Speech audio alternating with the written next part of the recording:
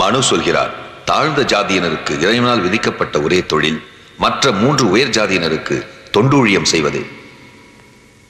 அப்படி செய்யும் ஊழியத்திற்கு அவர்கள் கூலி வாங்கக்கூடாது. காரணம், தாழ்ந்த ஜாதியினரிடம் செல்வம் சேர்வதை மற்ற 3 உயர்ந்த ஜாதியினர் என்றுமே விரும்புவதில்லை. தாமு, இதை அவகிட்ட வீசிட்டு பணத்தை வாங்கிக்க.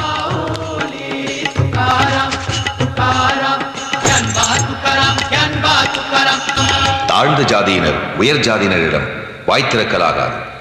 அவர்கள் தெருவில் செல்லும் போது உரக்க கத்த வேண்டும். அதை கேட்கும் உயர்ந்த ஜாதியினர் அவர்களை பார்க்காமல் மறைந்து கொள்வார்கள். உனக்கெல்லாம் முடிவெட்ட முடியாது, போய் தொலை, பா.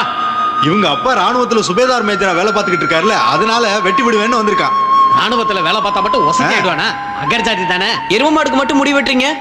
ஆமா, நீங்க இந்த எரும மாட்டை விட கேவலமான கீழ் ஜாதிடா. போங்கடா.